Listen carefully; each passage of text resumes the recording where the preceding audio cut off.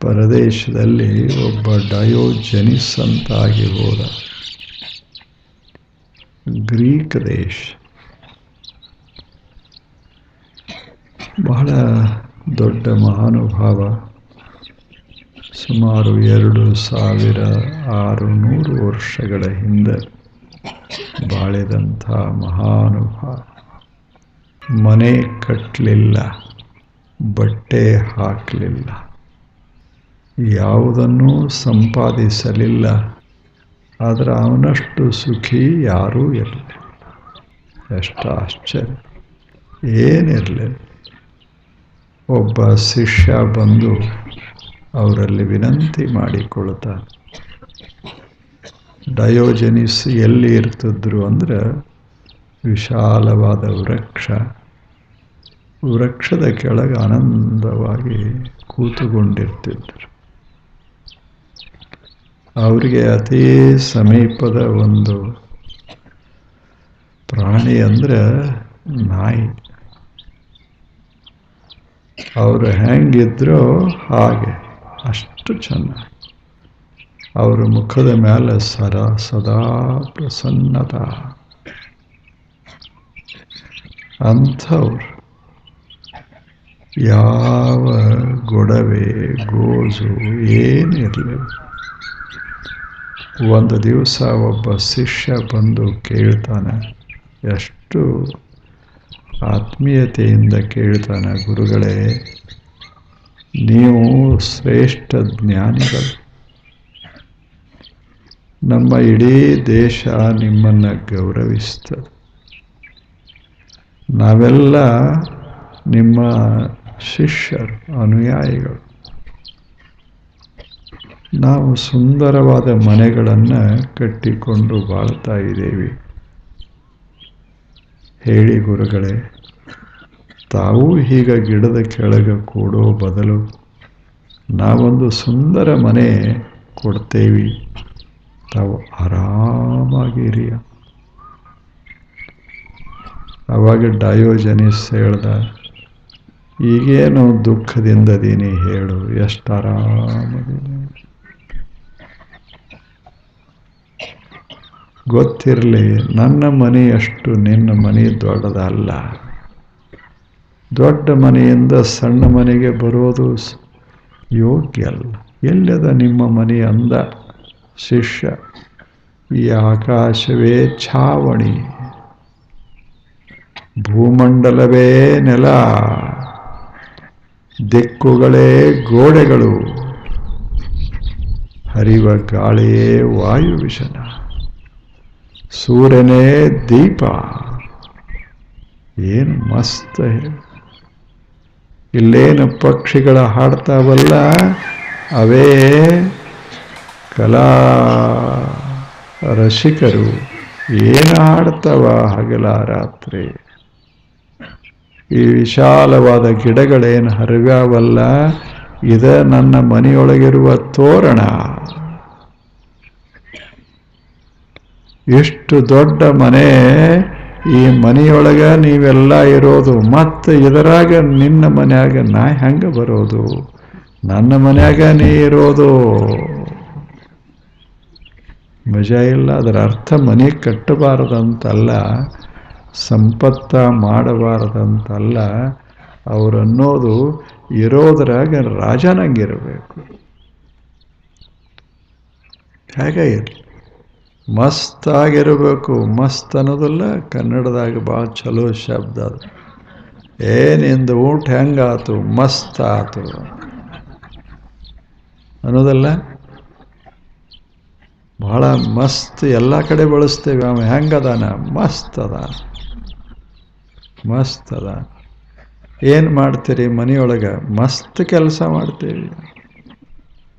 ಏನ ಒಂದು ಸುಂದರ ಶಬ್ದ ಹಂಗೆ ಡಯೋಜೆನಿಸ್ ಬಳಸಿದ.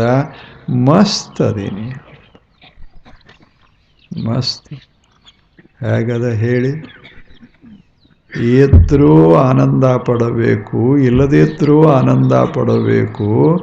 ಇದು ಅಧ್ಯಾತ್ಮ. ಡಯೋಜೆನಿಸ್ ಬಹಳ ದೊಡ್ಡ ಮಹಾತ್ಮ ಡಯೋಜನಿಸ್. ನಮ್ಮಲ್ಲಿ ಸರ್ವಜ್ಞ ಅದಾನಲ್ಲ, ಹಾಗೆ ಸರ್ವಜ್ಞನ ಡ್ರೆಸ್ಸು ಡಯೋಜನಿಸನ ಡ್ರೆಸ್ಸು ಒಂದೇ. ಇವನು ಕೈಯೊಳಗೆ ಸರ್ವಜ್ಞ ಒಂದು ಪರಿಯಾಣ ಹಿಡಿದು ಒಂದು ಬಡಿಗೆ ಕೈಯಾಗಿ ಹಿಡಿದು ಹೊಂಡ್ತಿದ್ದ. ಹಾಗೇ ಡಯೋಜನಿಸ್ ಒಂದು ಕೈಯೊಳಗೆ ಪಾತ್ರೆ, ಒಂದು ಕೈಯೊಳಗೆ ಬಡಿಗೆ, ಅವನ ಬೆನ್ನ ಹತ್ತಿ ಒಂದು ನಾಯಿ. ಏನಿಲ್ಲ, ಏನು ಮಸ್ತ್ ಆಗಿದ್ದ. ನಮಗೆ ಯಾವುದೇ ಸಿಗಲಿ ಜಗತ್ನ್ಯಾಗ ಮಸ್ತ್ ಆಗಿರಬೇಕು. ಆದರೆ ನಾವು ಹಂಗಾಗೋದಿಲ್ಲ. ಇದು ಇದ್ರೆ ಮಸ್ತ್ ಅಂತೇವಿ, ಅದು ಸಿಗೋದಿಲ್ಲ. ಬಂಗಾರದ ಕುರ್ಚಿ ಇದ್ರೆ ನಾವು ಮಸ್ತ್ ಆಗಿರ್ತೇವೆ ಅಂದ್ರೆ ಇನ್ನು ಯಾವಾಗ ಸಿಗೋ. ಎದ್ದ ಕುರ್ಚಿ ಮೇಲೆ ಕುಂತು ಮಸ್ತ್ ಅದೇನಿ ಅಂದ್ರೆ ಅದೇ ಮುಕ್ತಿ ಅದ, ದುಃಖ ಮುಕ್ತಿ ಅದ. ಆನಂದ ಪಡಕ್ಕೆ ಏನು ಬೇಕಾಗ್ಯದ? ನೀವೆಲ್ಲಿ ಕೂತಿರಲ್ಲ ಅಲ್ಲೇ ಏನನ್ನೋದು, ಸಾಕ್ಷಾತ್ ಭಗವಂತ ಬಂದ ಕೇಳ್ದ ಏನರೇ ಬೇಕೇನು ಅಂತ, ದೇವನೇ ಮಸ್ತ್ ಇಷ್ಟ ಅಂದ್ರೆ ದೇವರು ಸಹಿತ ಇಲ್ಲೇ ಉಳಿತಾನ. ಹಂಗೆ ಎಲ್ಲಿ ಮಸ್ತ್ ಅದಾರ ಅಲ್ಲೇ ದೇವರು. ಹೌದಲ್ಲ ಹೇಳಿ? ನಾವು ಎಷ್ಟು ತಲೆ ಕೆಡಿಸ್ಕೋತೇವಿ, ಏನೇನೋ ಮಾಡುತ್ತೇವಿ. ದೇವರು ಎಲ್ಲ ಕೊಟ್ಟಿರ್ತಾನ. ಇಷ್ಟು ಚಲೋ ದೇಹಗಳನ್ನು ಕೊಟ್ಟಾನ. ಕೆಲವರಿಗೆ ಕೈ ಇಲ್ಲ, ಕೆಲವರಿಗೆ ಕಣ್ಣಿಲ್ಲ, ಕೆಲವರಿಗೆ ಮೈಯಾಗ ಶಕ್ತಿ ಇಲ್ಲ. ನಮಗೆಲ್ಲ ಕೊಟ್ಟಾನ ದೇವರು. ವರ್ಷಗಳ ಕಾಲ ಈ ಜಗತ್ತನ್ನು ನೋಡುವಂಥ ಕಣ್ಣುಗಳು,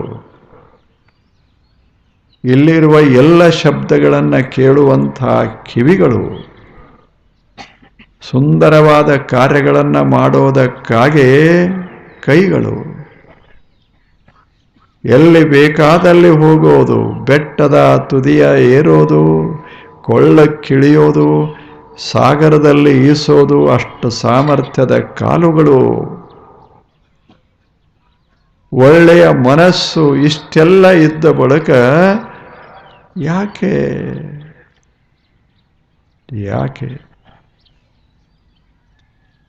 ಇದು ಜೀವ. ಇಲ್ಲದೆ ಇದ್ರೆ ಜೀವನ ದುಃಖಮಯ ಆಗ್ತದೆ. ದುಃಖ ಅನ್ನೋದನ್ನು ನಾವು ಮಾಡಿಕೊಳ್ತೇವೆ. ಈಗದ ಅಲ್ಲ, 1 2 3 4 7 ಹೂ ಅದಾವಿಲ್ಲ, 10 ಇದ್ರೆ ಚಲೋ ಹಾಕದ ಅಂದೆ ದುಃಖ. ಏನು 7 ಅದಾವ ಅಂದೆ ಸೌಖ್ಯ. ಹೌದಲ್ಲ ಹೇಳಿ? ಎಷ್ಟು ಚೆನ್ನಾಗಿ. ಒಂದು ಹುಡುಗ ಎಮ್ಮೆ ಮೇಲೆ ಕೂತು ಹೊಂಟಿದ್ದ. ಹಿಂದಿನ ಸ್ವಲ್ಪ ಹಿಂದೆ ಎಮ್ಮೆ ಮೇಲೆ ಕೂತು ಹಾಡ್ಕೋತು ಹೊಂಟಿದ್ದ. ಅವರು ಒಬ್ಬ ಸೈಕಲ್ ಮ್ಯಾಗ ಹೋದ. ನೋಡಿ ನಕ್ಕ, ನೋಡು ನಾ ಎಷ್ಟು ಮುಂದೆ ಹೋಗ್ತೀನಿ ಅಂತ. ಅವ ಹುಡುಗ ಹೇಳ್ದ, ನೋಡು ನಾ ಎಷ್ಟು ಮಸ್ತ್ ಕೂತೇನಿ ಅಂತ. ನೀನು ಹೊಡ್ಕೋತ ಹೋಗ್ತೇ, ನಾನು ಹಾಡ್ಕೋತ ಕೂತೇನಿ. ನನ್ನ ವಾಹನ ನನಗೆ ಹಾಲು ಕೊಡ್ತದೆ, ನಿನ್ನ ವಾಹನ ನಿನ್ನ ಶಕ್ತಿ ಮುಗಿಸ್ತದೆ, ನಿನ್ನ ಪೆಟ್ರೋಲ್ ತಿಂತದೆ, ನಿನ್ನ ಡೀಸೆಲ್ ತಿಂತದೆ. ಆದರೆ ನನ್ನ ವಾಹನ ಹಾಲು ಕೊಡ್ತದೆ. ಇದು ನಮ್ಮದು ಹಂಗಾಗ್ತದೆ? ಹಂಗಾಗುವುದಿಲ್ಲ. ಸಣ್ಣ ಮೋಟ್ರ್ ಸೈಕಲ್ ಇದ್ದವರು ದೊಡ್ಡದಿಲ್ಲಲ್ಲ ಅಂತ, ಅದಕ್ಕಿಂತ ಮುಂದೆ ಗಾಡಿ ಇಲ್ಲಲ್ಲ ಅಂತ, ಎಲ್ಲ ಇದ್ದವರು ಇನ್ನೇನಿಲ್ಲಲ್ಲ ಹೆಚ್ಚು ಅಂತ ಅವರು. ಯಾರು? Who is happy in this world? ಹೇಳಿ ಸುಮ್ಮನೆ. ನಾವು ಇಲ್ಲಿ ಬಂದಿರೋದು ಎದಕ್ಕೆ ಅಂದರೆ ಇಲ್ಲಿಯ ವಸ್ತುಗಳನ್ನು ಬಳಸಿಕೊಂಡು ಇಲ್ಲಿಯ ವಾತಾವರಣವನ್ನು ಅನುಭವಿಸಿ ಆನಂದಪಟ್ಟು 4 ದಿವಸ ಇದ್ದು ಹೋಗೋದಕ್ಕೆ ಬಂದಿತ್ತು. ಹೇಳಿ, has the time come at last when I may go in and see thy face and offer my silent salutations. ಏನು ರವೀಂದ್ರನಾಥ್ ಟ್ಯಾಗೋರ್, ಮಹರ್ಷಿ ರವೀಂದ್ರ ಅವರು ಹೇಳ್ತಾರೆ, ಏನು ಭಗವಂತನೇ, ಎಂಥ ಅದ್ಭುತವಾದ ನಿನ್ನ ಜಗತ್ತ ಹೇಳು. ಏನು ಐಶ್ವರ್ಯ, ಏನು ವೈಭವ, ಏನು ಉತ್ಸವ. ಜಗತ್ತಿನಲ್ಲೆಲ್ಲ ದೇವನೇ ನಿನ್ನ ಉತ್ಸವ. ಏನು ಆಕಾಶದೊಳಗ ಮಿನುಗುವ ನಕ್ಷತ್ರಗಳು, ಹೊಳೆವ ಸೂರ್ಯ, ಏನು ಅದ್ಭುತ ದೇವನೇ, ಇದೊಂದು ನಿನ್ನ ಉತ್ಸವ, ನಿನ್ನ ಉತ್ಸವ. I have had an invitation to this festival. ಇದೊಂದು ಫೆಸ್ಟಿವಲ್, ಸಮಾರಂಭ ಈ ಜಗತ್. ಹೇಗದ ನೋಡಿ ಅಂದರು ರವೀಂದ್ರನಾಥ್ ಟ್ಯಾಗೋರ್, ಹೋದ ಶತಮಾನದಲ್ಲಿ ಬದುಕಿದ ಮಹಾನುಭಾವ ಋಷಿ.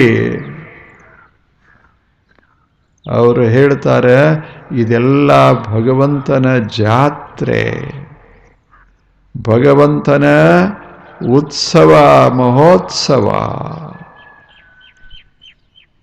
ನನಗೂ ಒಂದಿಷ್ಟ ಆಮಂತ್ರಣ, ದೇವರ ಆಮಂತ್ರಣ, ಎಲ್ಲರಿಗೂ ಒಂದಿಷ್ಟು ದೇವರ ಆಮಂತ್ರಣ. ನನ್ನ ಉತ್ಸವದಾಗ ನೀವು ಭಾಗಿಯಾಗಿ ಆನಂದ ಪಡ್ರಿ ಅಂತ ನಮ್ಮನ್ನ ಈ ಭೂಮಂಡಲಕ್ಕೆ ಆಮಂತ್ರಿಸಿದ ದೇವರು.